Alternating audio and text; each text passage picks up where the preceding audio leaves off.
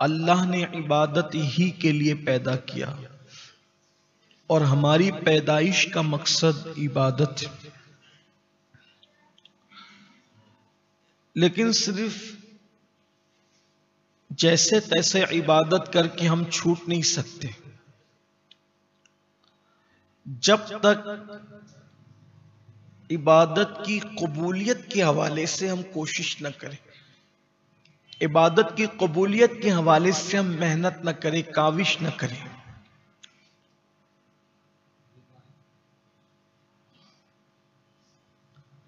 حضرت انسان کو اللہ تبارک و تعالی نے جب پیدا ہی عبادت کے لیے کیا ہے، اچھا وہ عبادت بھی عبادت نہیں ہے جس میں عبادت کرنے والے کا اپنا ذوق شامل نہ ہو۔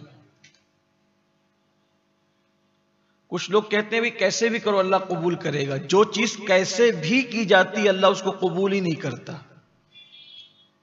جو چیز ذوق کے ساتھ کی جاتی ہے وہ قبول کی جاتی ہے۔ جیسا کہ حضور اکرم صلی اللہ علیہ وآلہ وسلم سے پوچھا گیا مل احسان، کہ یا رسول اللہ احسان کیا ہے؟ تو آقا علیہ السلام نے یہی تو فرمایا ان تعبد اللہ کأنک ترا فإن لم تکن ترا فإنہ یراک، کہ تو اللہ کی جب عبادت کر تو اس شان سے کر کہ اللہ تجھے دیکھ رہا ہے،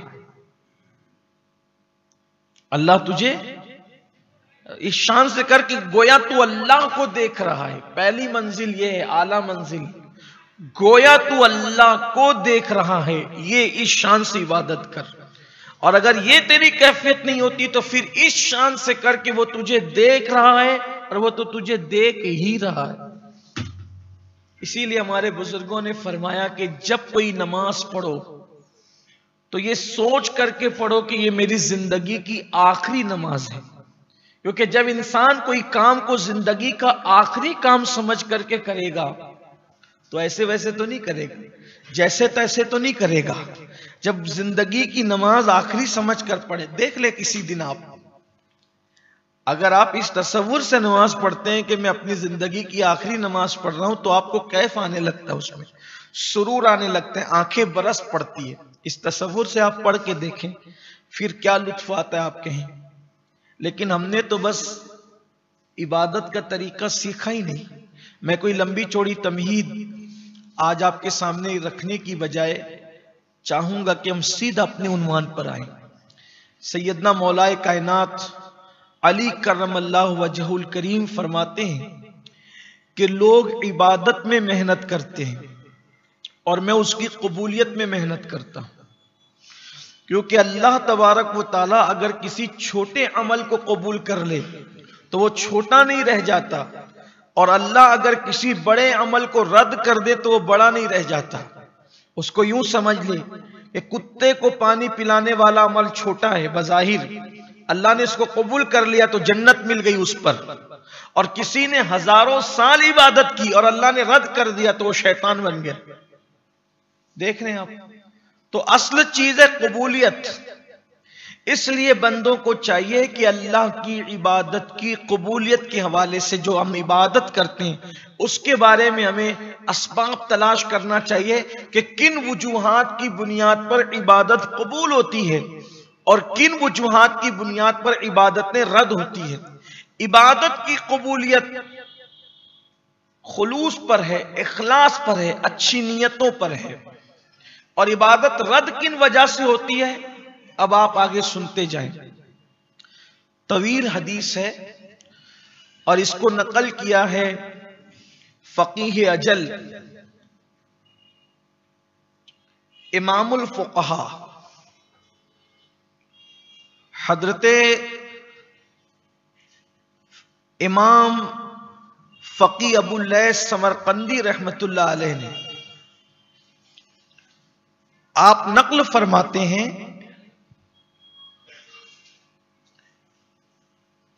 کہ حضرت سیدنا خالد ابن معدان رضی اللہ تعالی عنہ کی ملاقات حضرت سیدنا معاذ ابن جبل سے ہوئی۔ میں بہت زیادہ تشریح نہیں کروں گا لیکن آپ اس پہ اب تھوڑی سی توجہ فرمائیں۔ خالد بن معدان کی ملاقات حضرت معاذ بن جبل سے ہوتی ہے، اور حضرت معاذ بن جبل سے جب ملاقات ہوئی تو حضرت خالد نے معاذ بن جبل کو کہا، اے معاذ، آپ حضور علیہ السلام کی کوئی ایک حدیث ہمیں سنائیں جس کو آپ نے اللہ کے رسول سے خود سنی ہو اور سننے کے بعد آپ نے اس کو یاد کیا ہو اور یاد کر کے مسلسل آپ نے اس کو اب تک بیان کیا ہو، وہ حدیث آپ مجھے سنائیں۔ اب پہلے میں بتاؤں حضرت معاذ بن جبل کون؟ یوں تو حضور علیہ السلام کا کوئی بھی صحابی چھوٹا موٹا نہیں ہے، نہ کوئی چھوٹا نہیں۔ صحابی ہے مطلب منقبتوں کی انتہا ہے۔ صحابی کہہ دیا کسی کو مطلب منقبتوں کی انتہائی درجے پر آپ نے ان کو مان لیا۔ حضور کا کوئی صحابی چھوٹا نہیں، سب صحابی شان والے، ایک سے ایک ہے، آسمان ہدایت کے تارے۔ لیکن ان میں حضرت سیدنا معاذ بن جبل رضی اللہ تعالیٰ وہ ہیں کہ میرے آقا صلی اللہ علیہ وآلہ وسلم نے ان کو یمن کا قاضی بنا کر بھیجا۔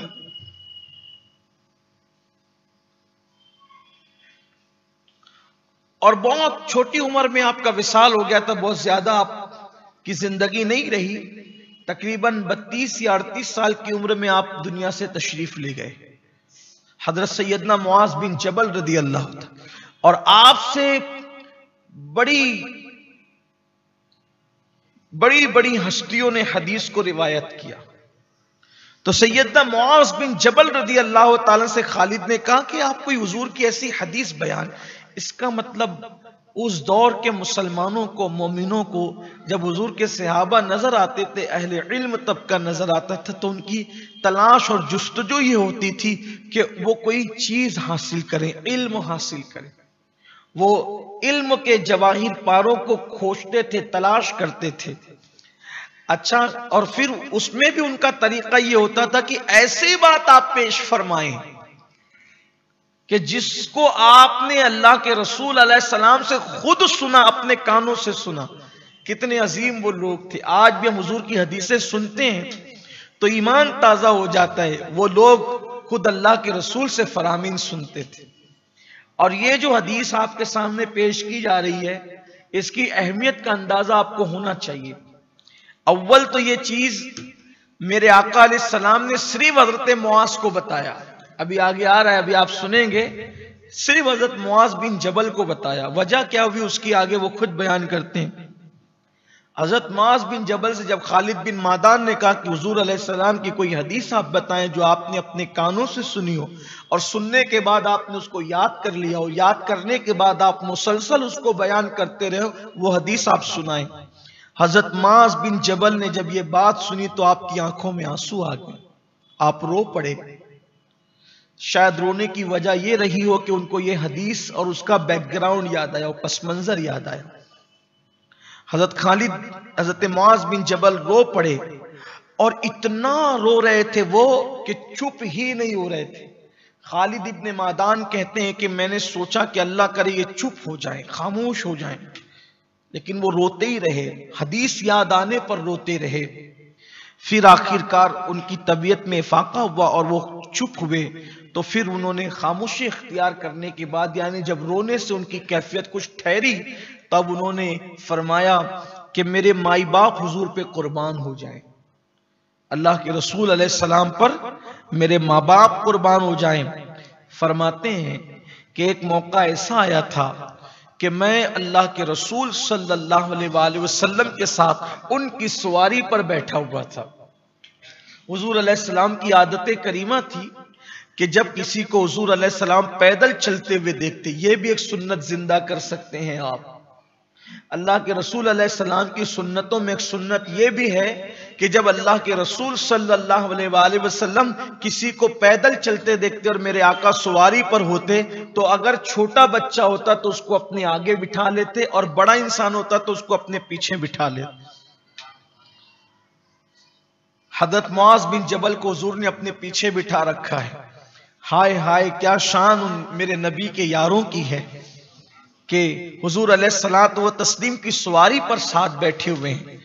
تو حضرت معاذ بن جبل کہتے ہیں کہ میرے ماں باپ اللہ کے نبی صلی اللہ علیہ وآلہ وسلم پر قربان کہ آقا کریم صلی اللہ علیہ وآلہ وسلم نے مجھے اپنے ساتھ اپنی سواری پر بٹھا رکھا تھا، اور پھر اللہ کے حبیب علیہ الصلوۃ والتسلیم نے اپنی آنکھوں کو آسمان کی طرف اٹھایا۔ اس کا مطلب جب یہ حدیث بیان ہو رہی ہے، جب یہ روایت بیان ہو رہی ہے، تو اس کا پس منظر بھی کیا ہے، اس کا بیک گراؤنڈ کیا ہے، یہ معاذ بن جبل کو یہ بھی یاد ہے۔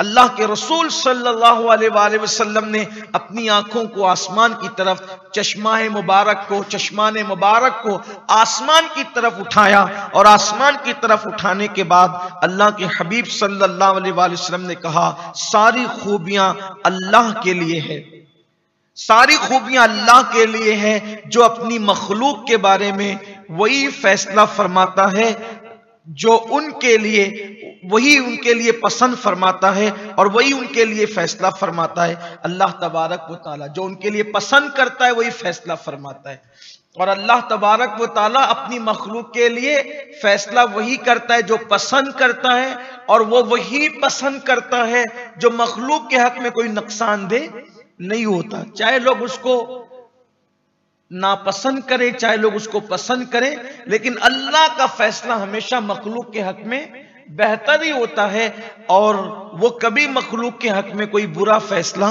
نہیں فرماتا۔ آپ کبھی سوچتے ہوں گے کہ میں چلا جا رہا ہوں، میری ٹو ویلر کا ٹائر پنچر کیوں ہو گیا؟ یہ فیصلہ تو میرے اللہ نے میرے حق میں کیا، تبھی تو ٹائر پنچر ہوا۔ ارے نادان، تیرا ٹائر پنچر ہوا، تجھے صدمہ پہنچا، تیرے وہ گناہ جو توبہ کے بغیر معاف نہیں ہو سکتے تھے اس صدمے کی برکت سے معاف ہو گئے۔ ایک فائدہ یہ ہو گیا۔ دوسرا فائدہ یہ ہوا جو پنچر کی دکان کھول کے بیٹھا تھا اس کو روزی تیری وجہ سے مل گئی، اس لیے کہ تو اللہ کا بندہ ہے، وہ بھی تو اللہ کا بندہ ہے نا۔ تجھے پیاس لگی، یہ اللہ کا فیصلہ ہے، اور تو پیاسا ہوا تو تو نے کسی سے پانی مانگا، تجھے کسی نے پانی پلایا، اس کو نیکی مل گئی، تیری پیاس بجھ گئی، یہ اس کی شان ہے۔ تو کبھی کبھی اس کے فیصلے ہمیں سمجھ میں نہیں آتے، لیکن وہ خیر کا فیصلہ کر۔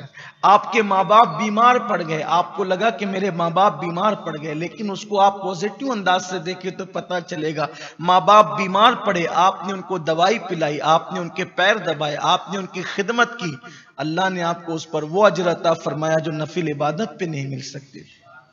یعنی اللہ کے ہر کام میں حکمت ہے، اس کے ہر فیصلے میں حکمت ہے۔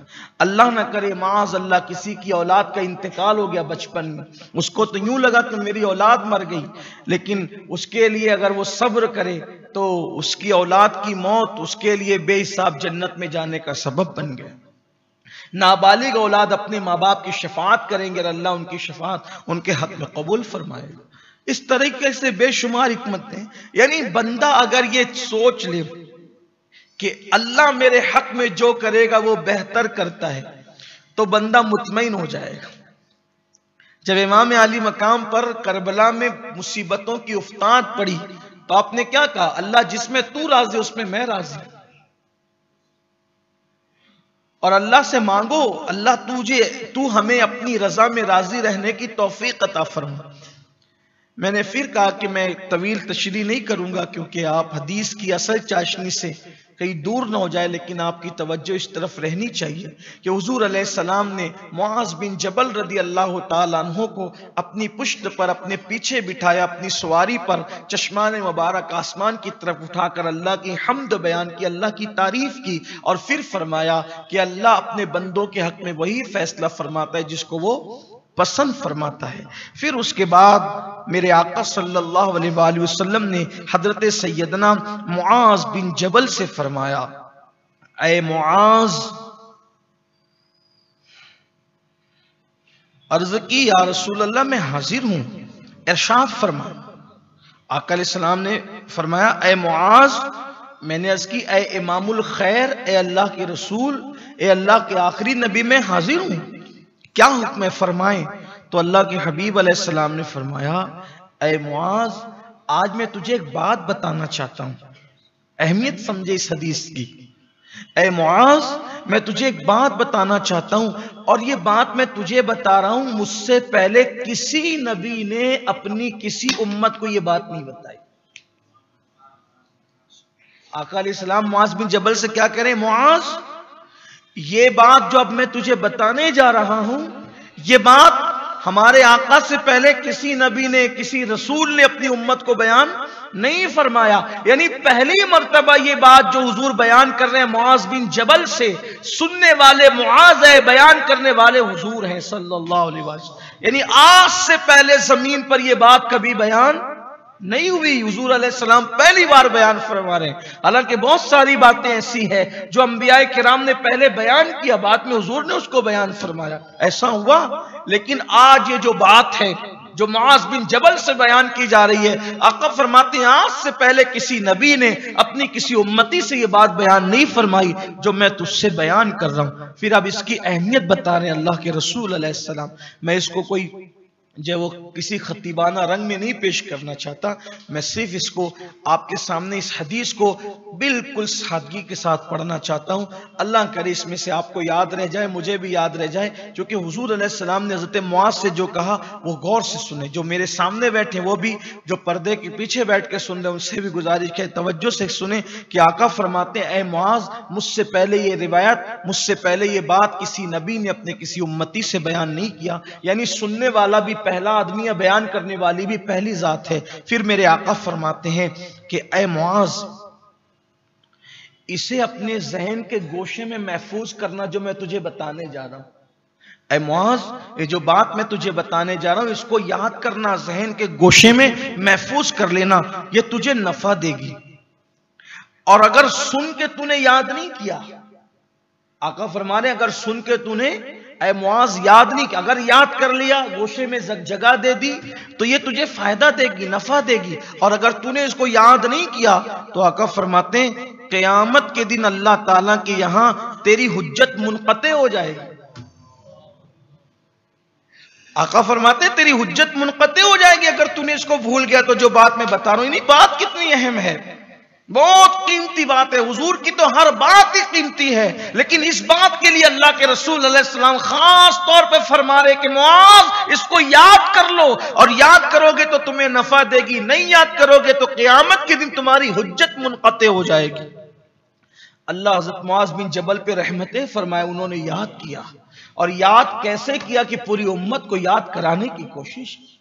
آج ہم بھی ان کی نقل کر رہے ہیں اور وہ یاد کرانے کی آپ کو کوشش کر رہے ہیں۔ پھر میرے آقا علیہ السلام نے فرمایا اے معاذ اس کو یاد کر لے، اور پھر حضور علیہ السلام نے اب وہ بات بتانی شروع کی جو اب اصل و عنوان شروع ہوتا ہے۔ فرمایا اللہ تعالی نے آسمان و زمین کی تخلیق سے، اللہ تبارک و تعالیٰ نے آسمان و زمین کی تخلیق سے پہلے 7 فرشتے پیدا فرمائے۔ اللہ تعالیٰ نے زمین اور آسمان کی تخلیق سے پہلے، یعنی جب زمین اور آسمان پیدا نہیں ہوئے تھے اس سے بھی پہلے اللہ نے 7 فرشتے پیدا فرمائے، اور ہر فرشتے کو ایک ایک آسمان پر دربان مقرر کیا۔ یعنی جب پہلے زمین اور آسمان نہیں تھی، زمین اور آسمان کی تخلیق سے پہلے یہ پیدا کیے گئے فرشتے، اور جب فرشتے پیدا ہو گئے پھر ان کے بعد جب زمین اور آسمان کی پیدائش ہوئی تو اللہ تبارک و تعالیٰ نے ان 7 فرشتوں کو ہر ایک آسمان پر دربان مقرر کیا۔